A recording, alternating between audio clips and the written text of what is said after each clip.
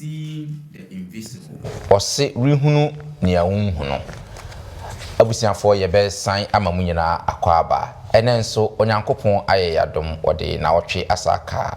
yemfie ho. Ye de aseda pesie na ye de ebe mano. Menwiye se bebia wo ni wabusiafo mo hwe yem biara no onyankopon so animu adiniye. Kwata mu nyina ra adusua ye ne wo ye no ose ye ne Yesu ewo chemfre no mu. Na wotwe mu no ye wo adusua etoso enwotwe. Sa adusua na atifi asem no ose rihunu ne wonhunu broni beka say see the invisible. Wodi wani hu ade ne invisible ba wusa di wani ekohunu.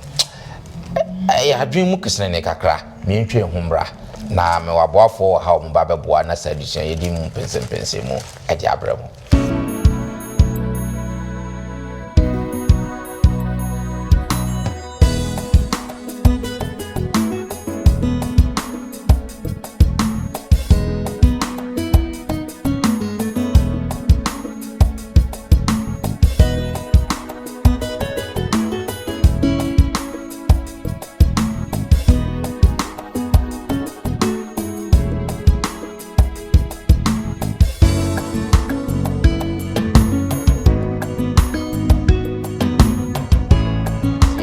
Nyagidie burden no fama no ampan so bomo mugidie a omo custom burden de mo nyankopon no ask them the results de one brekura wagine ho onye no saa ngmedie no ono no wa wona okokutu Gethsemane bomb paye no nyametie no so nothing happened. Yes, but it was in the coolness of it. In fact eniema a wokase ibusa no a nyina no nipemu awrade ebe hye no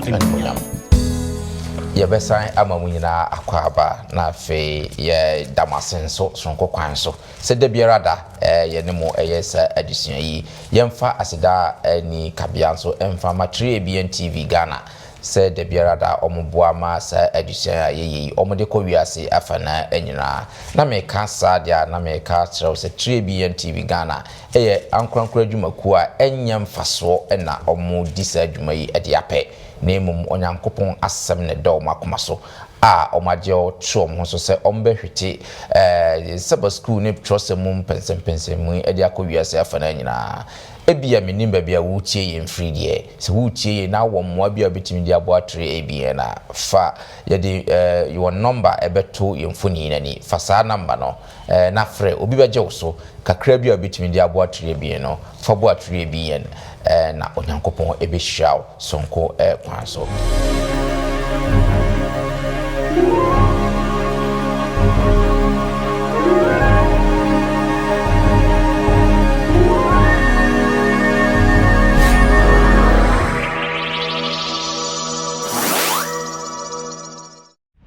You can contact us on 3ABN Ghana on WhatsApp number 0577 654896 or call us on 057 654896 or email us on info@3abnghana.org. 3ABN Ghana is a non-profit making channel. We appreciate your support to keep us functional. Please, you can send your support through a mobile money number 0577 654896 or EcoBank account 3 Angels Broadcasting Network Ghana 016008453096101 University of Ghana Main Branch. Visit our website at www.3abnghana.org. 3ABN Ghana. Experience the excitement. Maboafo no aye krado a yedi adusua no ba bebrewo na ansa no me yenkotie enyimo free London Ghana menda kwanfo church kwafo ho yewia yedi adusua no ebeto amso.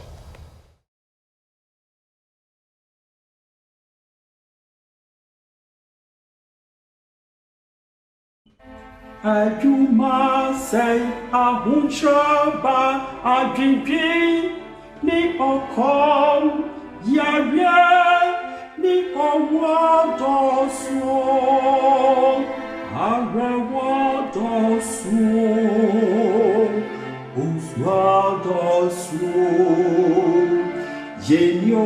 biara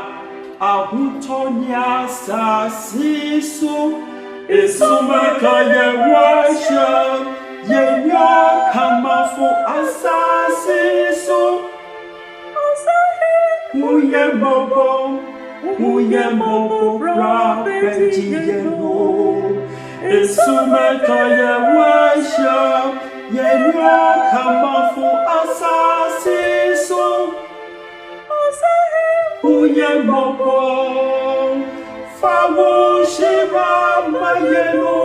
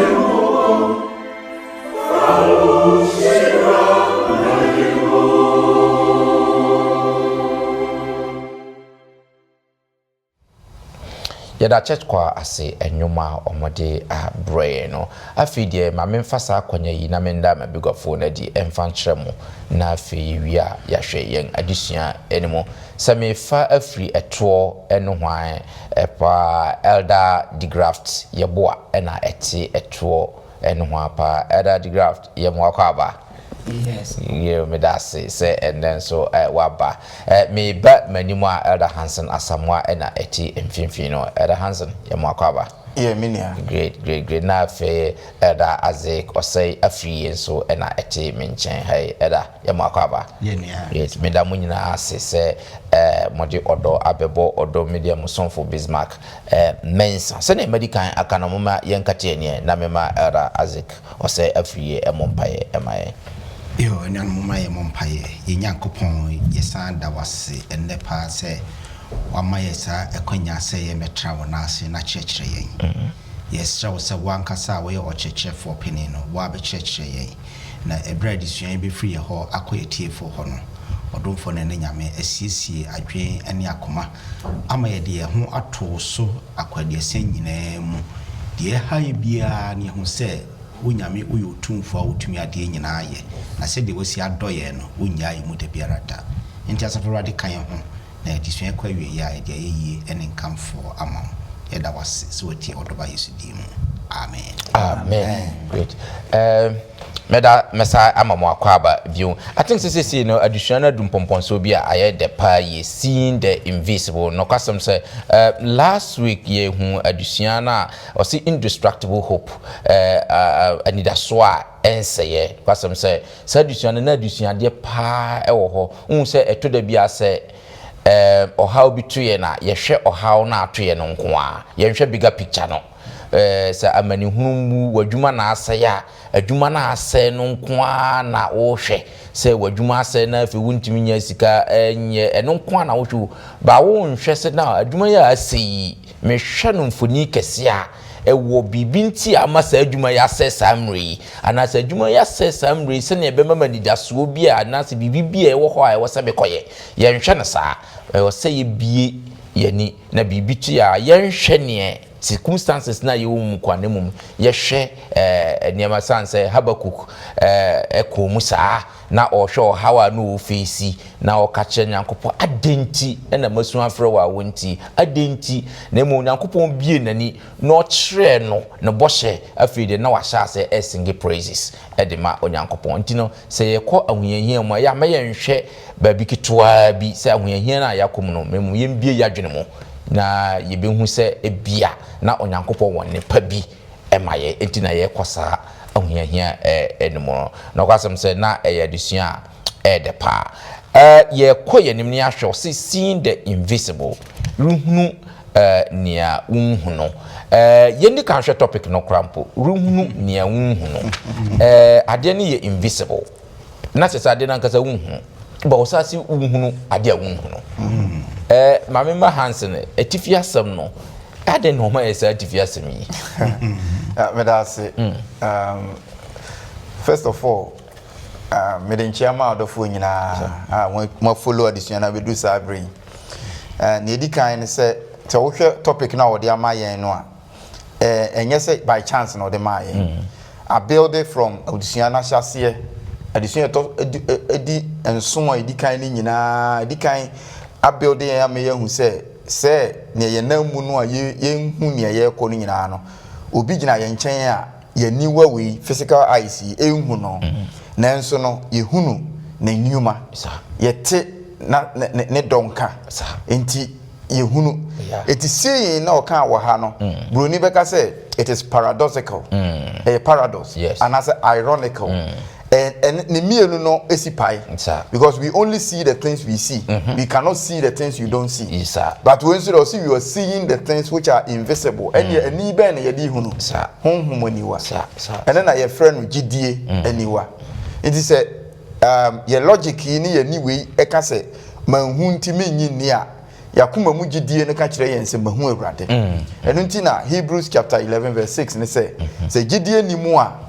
obi ntumi nso ani ese ne obanyankopon chen se ogidi se owo ho na oye wona wodo no na wohwehwe no no katuafo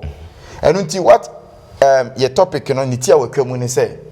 you cannot see God with your naked eyes you can only see God with your spiritual eyes eno nti physically no or invisible but spiritually no or visible do hia honhumaniwa na wo de ehunu awrade ewo great me da se pass opening hands wacheche me say elder the graph ketua bia enka yeah ye kromo na abrante ba ko na ni suba anye kora na we na ekokohia na fedie waye kam aibo na ba ne sai ba ko gina nche wase ayawrade a wahunu ntira oh okay wase awrade a wahunu ntira awrade nso hwani hunu sa enti yakasa mu no kra no e kire se de elder kan na dia ya niwe hu no enso yehunu enam se minne no isu asesame enti me hono okay yo me da say that with this illustration no acheche me say agidifo emu ada ho clear afedie ye hwe ye disua no anka bosam no ye fa free Hebrew for engoma no eche eye edubaako imu aduno nso Hebrews chapter 11 verse 27 say da wa ye krado a ye hwe nka bosam 11:27 was say GDNT ena oja misrim ho na wansuro ohene abufu nemom omenani tenamu omienani tenamu na wohunu die wohunu no great say atifi asam no na sen kabosam no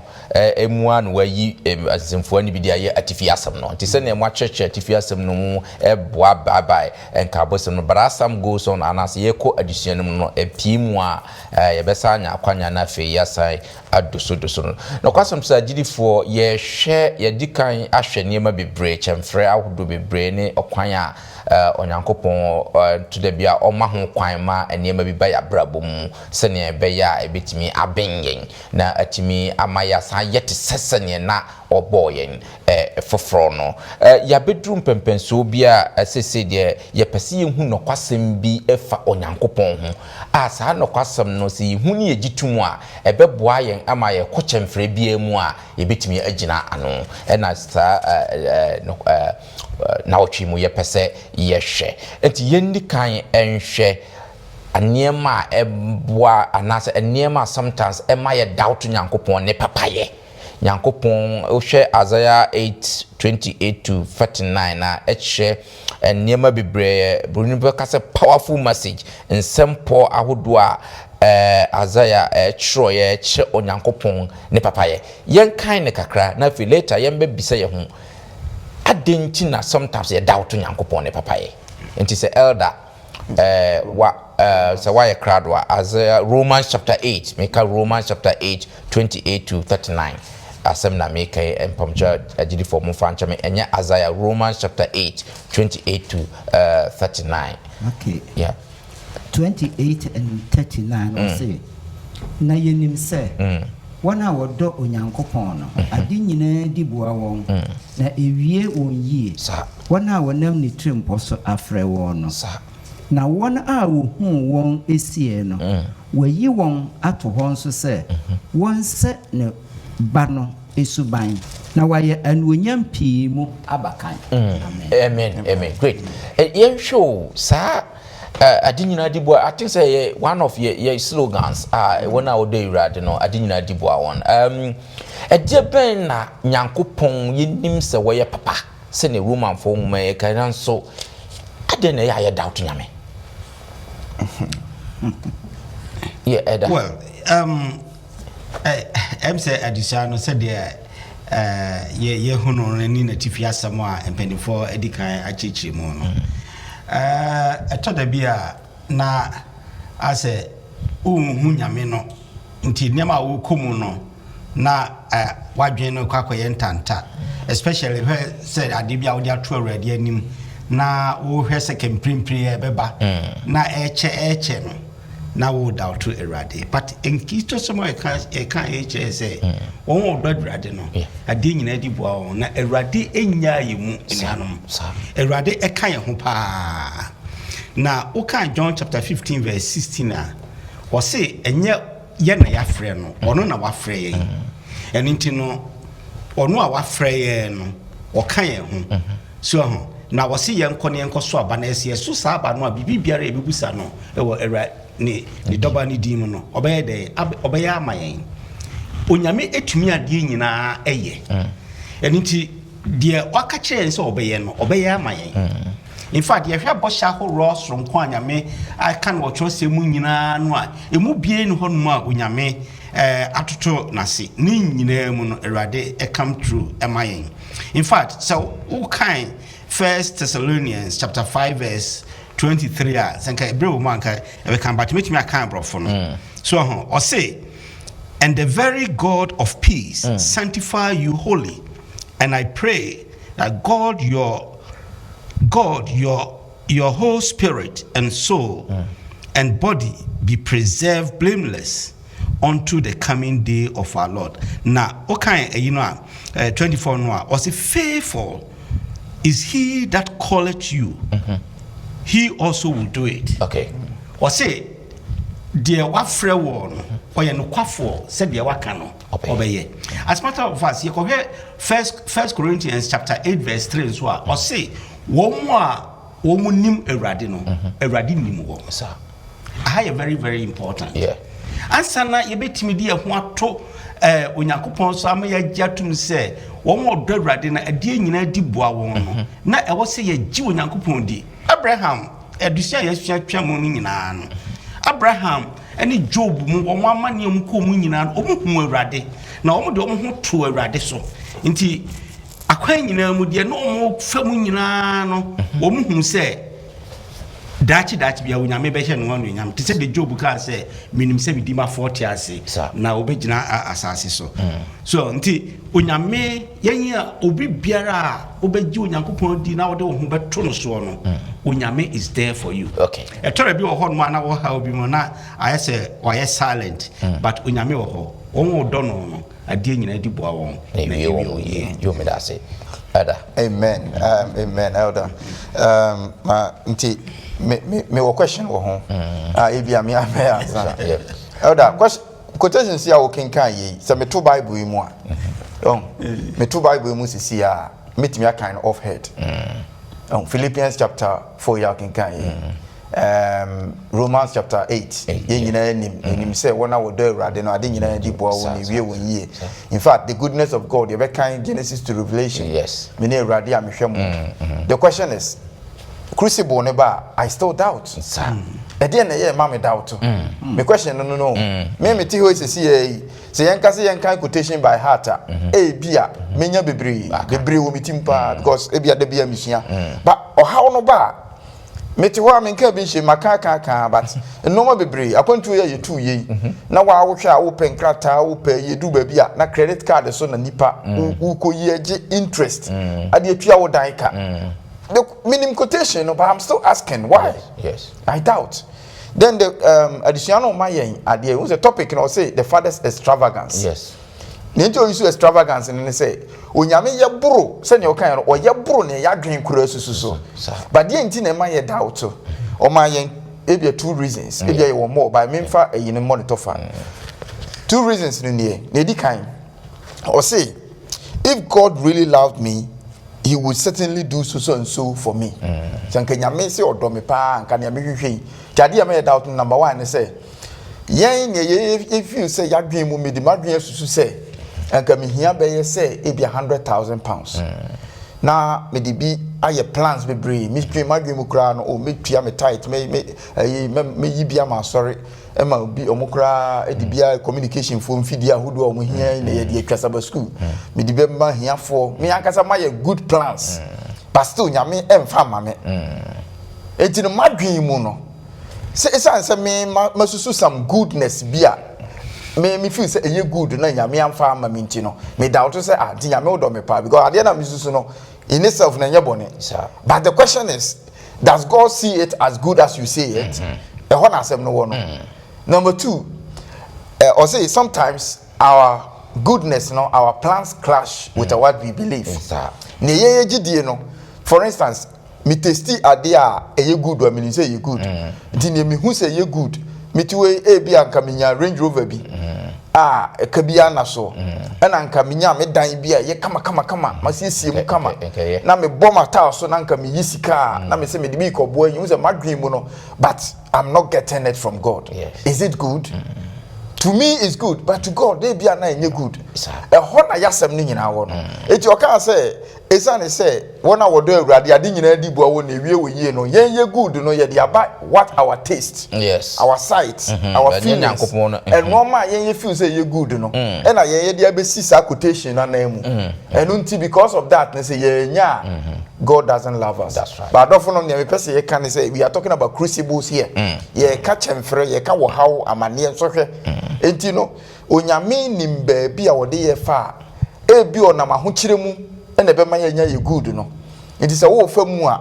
so wuti nyame ase say in all things including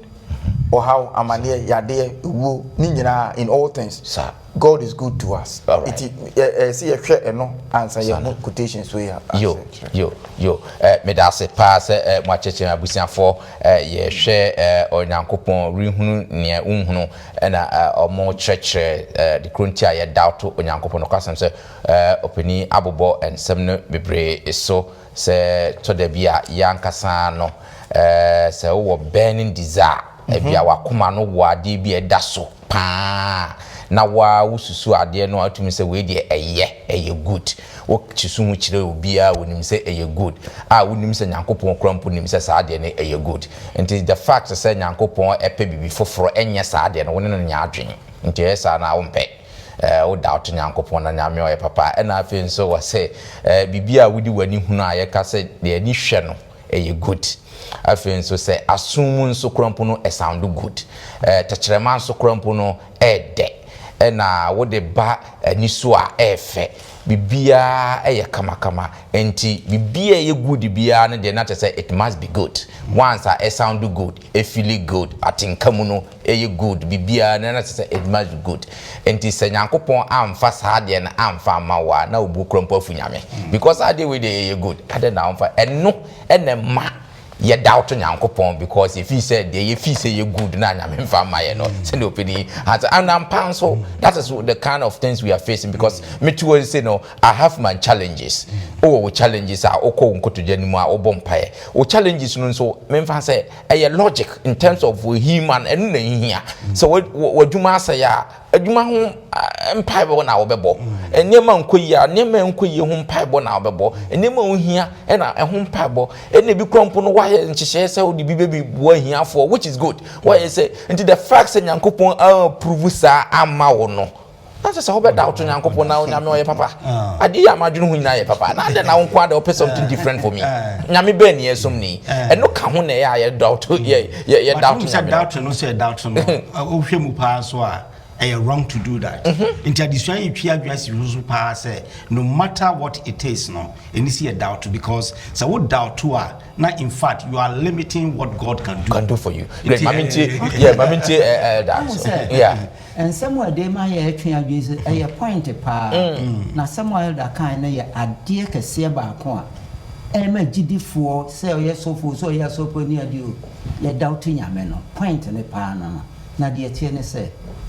Yemfa unyankopon ne pe ema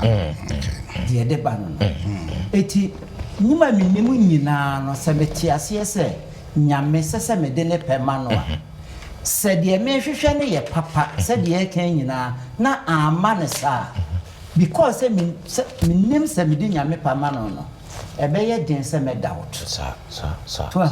enti no ye nyina no ye mfa ne se bibi bielem okon se ye na dwen ni enim die nyina se eye the best no at the end no ye for penny nyame because nyame nim the best more than ye best no yo me da say enti kurapo se ma hwe no so a ye bompa ye kura the end ye ntimi nka se nyame openye ho because yankasa ya nya akokire me ma outline ne ma me pe membe kasa nyame pe wo ho na o meyi bi mfrim means to me no o yi bi mfrim e be ha me in fact so wa hwe no so a so wa hwe no so ye bompa ya the end ye ntimi nkasa because you feel so de nyame pe ma na wo de na wa outline wo yi bi afrimu because ni nyina kan agiri for etina ye say this ba se ne elder waka no yenja nyankopon pe ne yakochiri bia kire nyankopon ye wi a yenka nche se ne yakanyo nanso twedi ampo wo na onim ne ye emaye ope ene nye ho yenye sa gigii no na mpa nso ye pe nyankopon pe mum na de bia nso ye ba ya brabu mu a edi ekoyi emaye yento aso na fe yenko yenim asem bi wo John chapter 14 verse 14 if you ask anything in my name I will do it. Sasem pokitua we no. Mebo yenti ase ye ne sen anase ye kan a eye nsen. Me da se. The bia me kan say bibia ekoyi ma wo a. Eya na no ma bi wo ho a won tan scrutinize papa. But the more moment we were crucible no mo no. E ho na we start a pick normal say na fe scrutinize say asemu no kre in John 14 ni nyina no Jesus' last words Yesu nsɛm a itwato a na ɔka kyerɛ n'asuafo mra na wo bewu no nti o start free sɛ mo mama koma ntutu onye onyankopɔn ni to obi a mo bisa ne sɛ na wo kɔ he na wagya ne hwan ɛna ɔkyerɛkyerɛ mu ɛna ɔsɛ a kwan no kyerɛ ye kwan no ɛna ɔsɛ me ne okwan no kre ne nkwa no obi nkɔ agya ne nkyɛn gye sɛ ɔnam so ɛna ɔyɛ na Philip nso bɛka sɛ ne kyerɛ ye agya no ɔsɛ nti me ne mo atena dada de mu yɛ nsɛm a meka no efiri agya no na enye men na meka enti obedu 13 hɔ no na wɔka sɛ ɛno nti esa ne sɛ efiri agya no nti no na me nso wasoma me na wɔgye me di na wahyɛ mani munyam nti no bibia mo bebisa wo medin mu no ɛyɛ ama mo ɛna ɔde 14 ne san to aso as a repetition ɛne na bibia mo bebisa wo medin mu no ɛyɛ ama mo it will start chapter 14 no ɛkɔ no a ohu sɛ efiri hɔ no ɛkɔ no no wasen ato aso sɛ afei na wobɛka ho kronkron no ho asɛm sɛ afei me kɔ okyinafoɔ no bɛba na bɛma ho kronkron ne nsɛm bebree no tie nsan mra back to 14 bibiara a mo bebisa no wo medin mu no ɔhu sɛ most often than not ye peke ensem wo Bible mu say ya na ye de akọ back to ne ye kan sisi ye say ye bisa no wo ni din mu in terms of ye preference without onyame pe no because asem no no wo ka say bibia mo bebisa wo medin mu no nea ema akoba ye nyina ne so say before a wo be ka sa asem no o say nea ogye medie na me otena mi mu no nyuma a me ye no obeye akese asen me. It is no or yes specific. He was trying to tell them about something. It bibiara na wo ho no nye bibiara as a result. Bet me bibiara fine. I'm not taking it out of but in contextual framework, baby assembly free ba na Yesu o ka no. O ka adwuma o de ehye asuafo ne nsa. Na bibiara no so esan ba back say ukọ Luke. Luke can say o Yesu parable say obi kita obo ahwan na ne ba bisa no abudo a obema no obo sana obisa na pata obema no owo na mo ade bonyefo kura mu nim ne ya ebrahin na wonyankopon onfa honhon kronkron ema wona obisa but Matthew anfa honhon kronkron na nka ho Matthew can say ebe de na onfa nepa ema ne ba say one famienu na mbomu a obeka say everything na woka ho asem but in this context na oka nwoma ye ya ma awurade yes bibiara eba na semu a ye kodi ne ho adanse ye tu ahonhomone ye ka asem ewo adwensa kire mu a ye bebisa wa awurade din mu no say bibiara no covers that area what dey ma yen enye bibiara say me ankasa makowo ye me list a nyame nka ho de abre awurade na yakobisa no Yesu din mu na ya force nyankopon nsa say on sanction ye list na wo ka ho asem no I don't think that is how it works. Again, me na opeso san kire ye mbie mu ne say ye ka se ye bom paye wo Yesu din mu a wo se mpaye no mu no ye ya e wo Yesu din mu na ye bom paye. It is not just about saying it. It is what to aso a all we no 15 verse 15 no say mo dome a munni mahede so. It comes down to say Yesu din no a ye bisa no mu no nya just about the words me bisa no e wo Yesu Kristo din mu so obi bom paye no we fa ntwa to say e wo Yesu din mu a people get offended there be Yesu din mu ha ne the relationship a wo ne Yesu wo ema Yesu no abeye a part of you a wasem no nyina no before you even say it no ono ankasa ye wadamfo a wo ne no edi nkomo biara eno ne ni din mu no it is say the 10 commandments no ka say emo awurade onyankopon din ka kwa enye just about swearing in the name of God baby it's about say what fa nyame din ato ho so na wo ye ne a wo pepe ana say wo di nyame din eye no ma bia ewum say wo mo ni din enso na nyame din da wo so kwa enu nti bibiara ye bebisa no awurade din mu no it is in context here na ye momodin say ye beti ase say emposi ye bisa no wo Yesu din mu a ye bisa no wo nyankopon pemu sa na ne pe no enye ho yo emayen yo okay ada bramo na we ada kakra me de ka ho ne say ahun say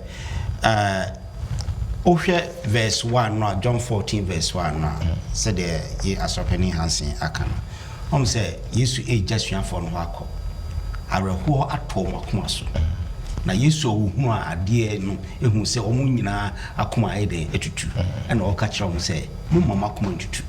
na munyi onyankopon ni na mesumi ni e nkranhye sem bia na odema onyankopon ayi odema asuafo no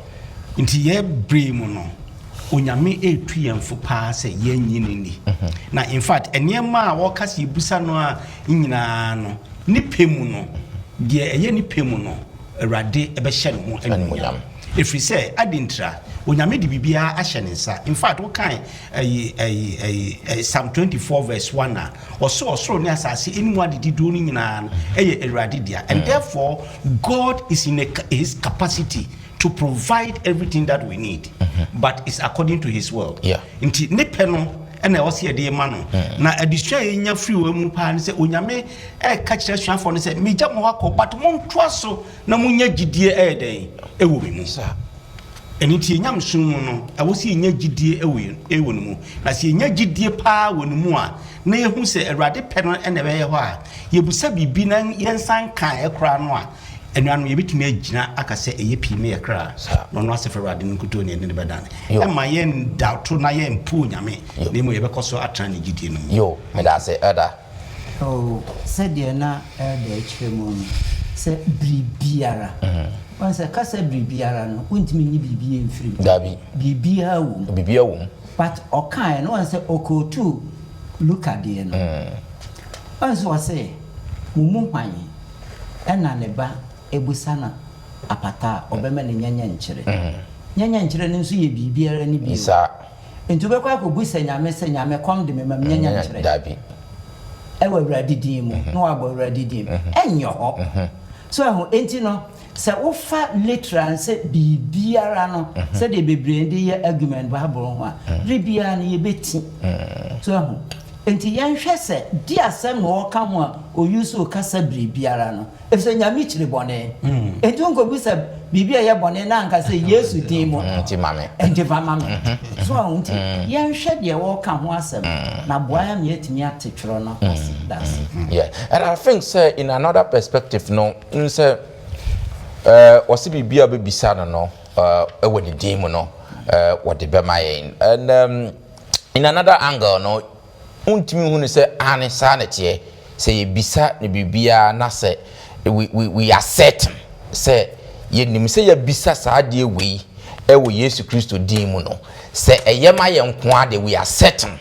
se ye nsabeka is it not another understanding say yebis se eyema ye that's the condition so and that eyema ye senia when they ehuru de yema nyame na ehuru se yema ye na yema ye de wo de be ma ye that's right and we should be certain say bibie be bisa nyame no say yema ye de that statement na ewo ho no ye no kwasem ne pe no yeah but your mame enye ayiwa say ne na elder ka no on say okay no the condition say yema ye na is conditional condition does not depend on yema ye your condition depends on nyame who say yema ye and again on say your bomb pie we Yesu din mu a so we yefunu ye we yare o haw bi ato wo amane bi ya ka asem bi a ye yemhyehe wo crucible no mu na wo bomb pie in the name of Jesus do 9 pin fam na se na bi mo chekere bande elusu cast no na wo ye ni nyina wi a you are expecting a dramatic thing se nka wo beti wani no na no make ka wo ahia na si. This is where we have a problem. Yes. Most often than not, it do be anwade ni si there, but most often than not, NC. What you say? Eti ni ache ni say, eno no nkyere se nyame anyi ya no. O say, enye bribia na nyame ye no super dramatic. Ti say na Yesu ko teatea mframa no, enye dramatically na si. Ti say na Yesu ye say na si. But ebi nso ho a in Gethsemane okokoto Gethsemane bomb paye no. Nyame tie no so nothing happened. Yes. But it was in the coolness of it still. So na bibiesi. God answered him. But ye hu dramatic adebisi yes ana ye mpa bondo no atie. Ti wo ya na ti wani na ka wo hwehwe se edan green na ka dan yellow. Na ka wo hu se nyame aye bibi. There be. But in the stillness of it, you know, God has still answered you. It is here as a bibiara na wo no say whether good or bad. Whether we see it answered or not, nyame wayama ye. Enti ne oyama ye ni bi ne say wanye wo de na ntum but waye because ogitumu wanye ntumu God has answered you. whether no, yes or wait. It is yes, okay. You mama to us things Paul strong makoma Ephesians Ephesians chapter 1 verse 18 to 23 no and also yen share tumi a ewo sorry no mu Paul tro ho ansem ekoma Ephesians no yen hwe adesua yebetimi asua free tumi a ewo sorry mu no say elder why e krado a Ephesians 1:18 to 23 Ephesians 1:18 to 23 was say na matiase na mwahunu ne frɛ ani da so no ene na pejade animonyam ahunya wɔ ahotefo no mu afei nso ɔma mu nhunu ne tumi kɛse a ɛboro so ɛma yɛn a yagye adie sɛdeɛ na hoɔden tumi adeyɛ a wɔde yɛ adie Kristo mu nyane no firi awufo mu no ɛteɛ wɔde ne tena ne nifa ɔsoro mpanenie ne tumidie ne ahoɔden ne wuraye nyinaa so ɛne din a wɔde toɔ ɛnyɛ wiase ahanko na emom wiase a ɛrebɛba no nso emu amen amen ntino adusua ben na ebetimi afa free sa osore asema Paul no di to efisofo yi yo wo hwɛ osore na asema wo ka no a yehu tumi bi ɛwɔ osore no yeah if you say wo hwɛ sɛdeɛ 3 days no na ni da so nyina sa na Kristo sɔre ye no empokra no na bebre no da so anyini sɛ Yesu kura wa sɔre na wo hwɛ asɛm a Paul de ma ye no a Yesu sɔre ye no ama ni tumi a wɔde no akɔtena agya ne nsa nifa ama odi abɔdeɛ nyinaa ɛso yeah saa tumi no ama menu mienu nso no yenya anidasoɔ ene bɔhya hodo sa enti se enam Yesu Kristo sɔdeɛ no so ama waba bɛyɛ otumfoɔ ɛwɔ wiase ɔsoro ne asase abɔdeɛ nyinaa ama yɛnso yenya anidasoɔ ene bɔhya dia na kyerɛ sɛ ɛyɛ nokore kan sɛ tumi ɛwɔ sɔre enomu de to so bio yɛnhwɛ adan no so ɔde ne tena ne nsa nifa yɛnim sɛ ɔhen bia na hoɔden ɛne nifa sa na ɛnyɛ honko ɔsɛ yɛnso no anidaso ɛwɔ bi no ma yɛ no yɛnso yɛbɛsɔre ne mu gidi a yɛwɔ no sɛdeɛ ɔno so sɔre yɛ pɛpɛɛpɛ enti we ɛyɛ nidaso de ma yɛ na kyerɛ sɛ yewu a yɛnyira nidaso ɛwɔ hɔ bio ɔsan hyɛ yɛn bɔ ɔsɛ sɛdeɛ ɔno ɛsɔre yɛ na ɔyɛ nkunimdini na ɔte n'agya ahenwa so no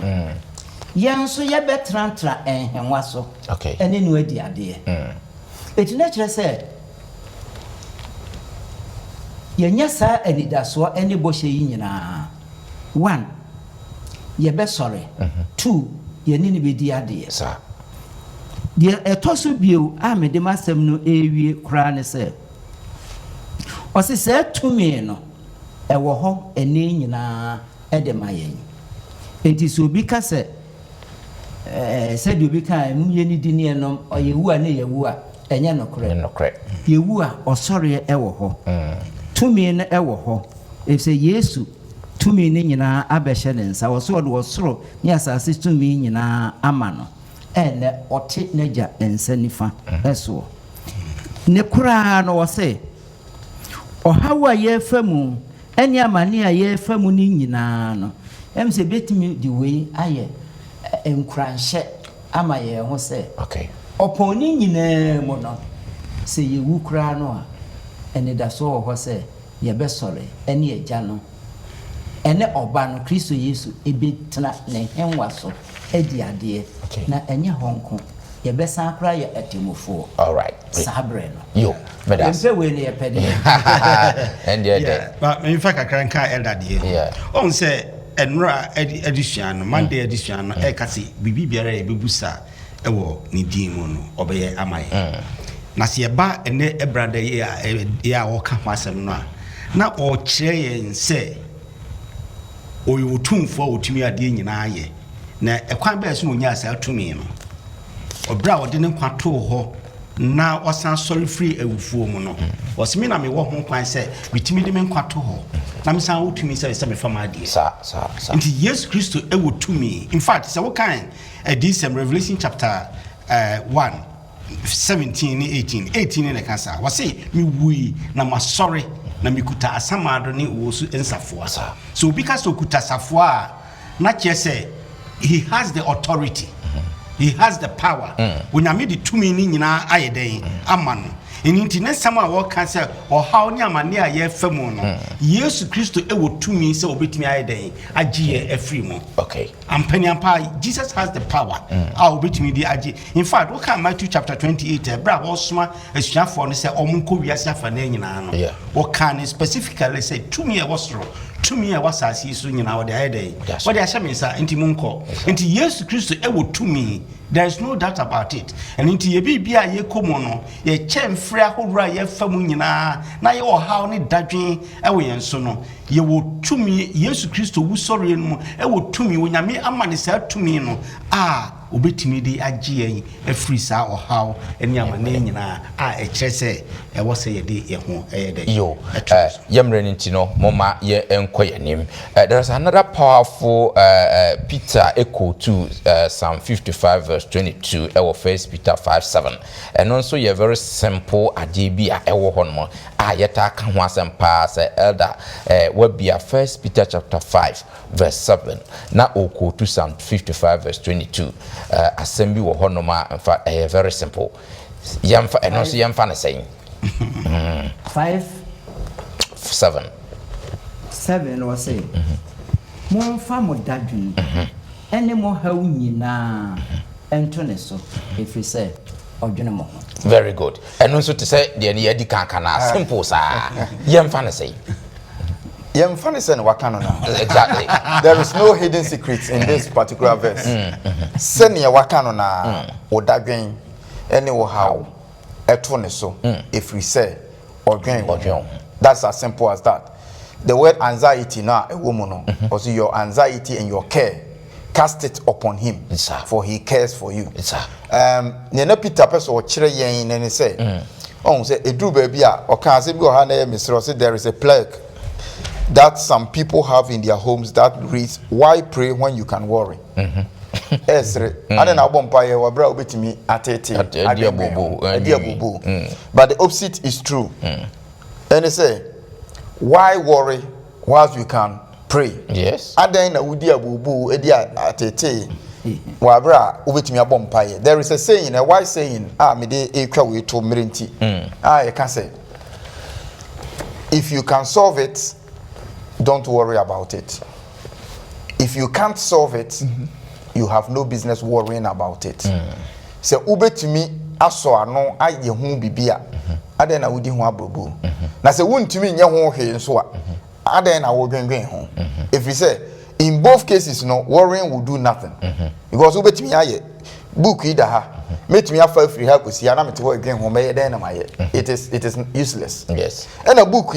baby eda no e shaminem bibi kata so meni akade bia metumi yi na makogina ho e-book yi de meye den pa page free a wonni ho akade bia why you worrying it is all the worries no yemfa nko nyame ho na adenti na yentumi mfa nko if we say we always put God in the box na ye kan ho asem no we always come to God with our human logic ye de yen yadwen e ne bubu nyame and there is a young man bia waba internet so yenim say nipa ne bebre ho ya na impese bobo mu din de but yenim omo na argument ya o ye ne say Bible no kra no enye papa na Yesu kra wa ama nti ne logic ya o ye ne say nyame abo ade nyame na wabo ade na onim bibia na ode enipa onye bone awetua garden no mu oye bone ba akopɛ ne ya pamo no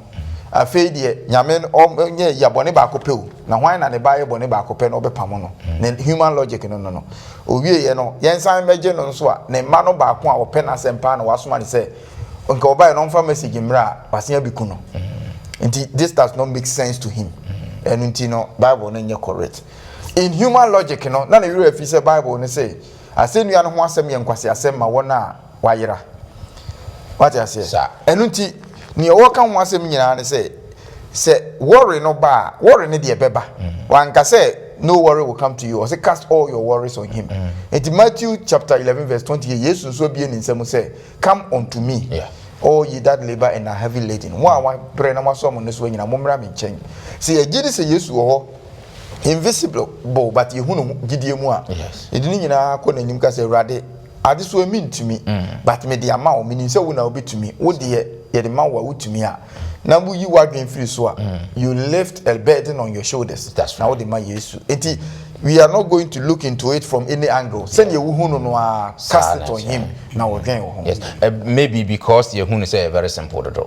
Christopher him say kan you say we dey very simple you say brevia nim enti engine ni because you say brevia nim too simple cast your na we dey very I think say ka ho and na ye kan ade no but say ye nkase be den because if you say e too simple too raw sir great enti say na opening hands na cheche sa na tie nyagidie burden no fama no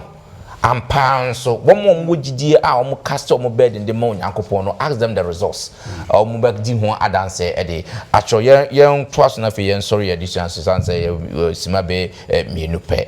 yen hwese na Isaiah describe onyankopon na yen hwe sene ebeboa yen ama yetimi hu sene be relate to nyankopon wo Isaiah chapter 14 no 27 to 31 no yen hwe no quick sene Isaiah describe onyankopon ne yen hwe sene ebeboa yen gidie mu okay yeah 40:27 was say adenti na Jacob woka na Israel wokasa se me kwan ahinta Awurade na me nyankopon abunani egu matemu so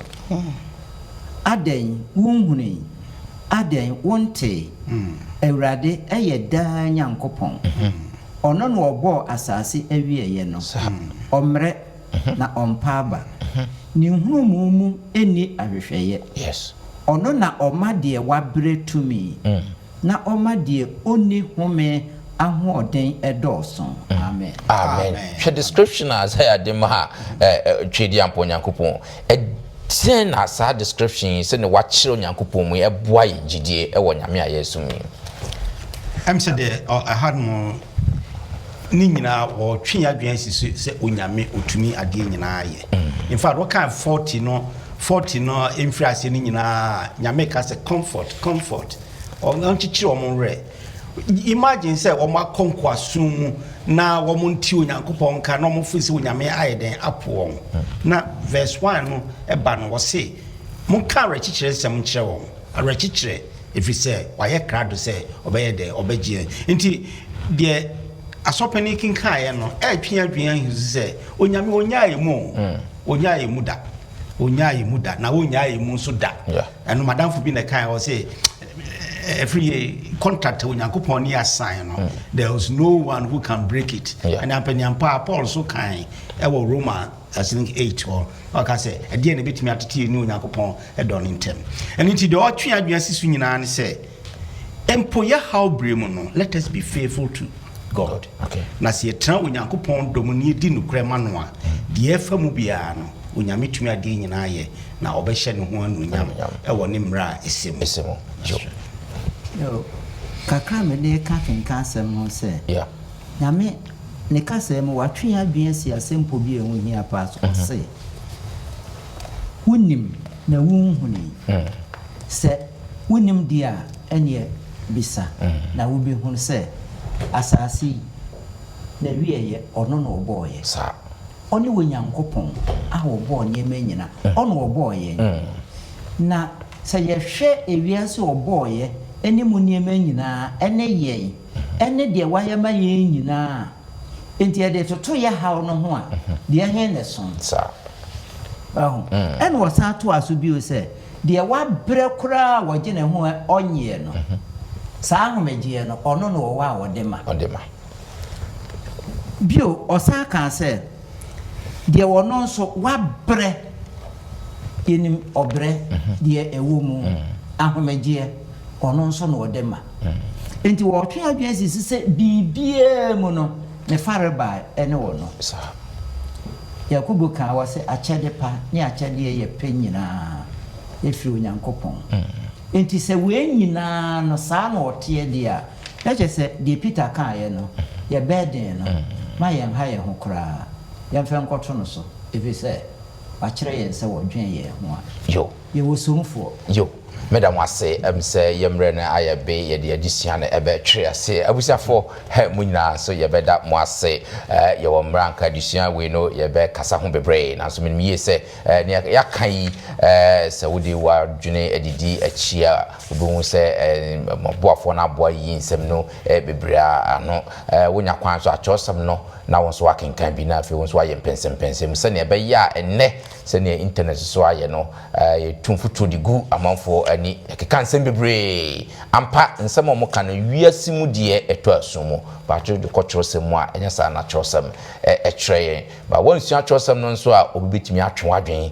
sesi a mo homoden na ye kan ni si a ne nso akofie ne akwa kenkan ne atimi atiase ne atimi apie nso na de akwa bobra nche na se Yesu Kristo pia ye nyina ya nya osoro ahimamu ehonomo echefa onyankopon enhyira mo se de biara da mo ne ye yesa adison yi katwani na fe memma da Hansen enhyira so amai Omaye mompa ya adofo otumfo na nyame ososoro hene wa hene etuntwada wa open agye ye ntia bibiara omaye anidaso nsem wa tiseye enenso omaye wonsem yebetimi aka no saa ne so honhom no nka ho a yentimi enya saye biara ti yesre ho kronkron se embetongu asemu iso yen aye kan ye ne wona wotie nyinara bo yen na yen hu asem se kemfre bia ye namu amane bia ye wo mu sohwe bia ye namu no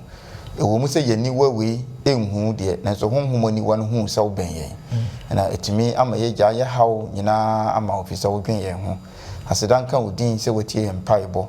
efise we nyina mu no odi siesie ya ma wonkwaje na edin aka nkwa ngomanum ze ye bisa e waje nkɔpa ne ewuradofo Yesu Kristo din mu nti amen amen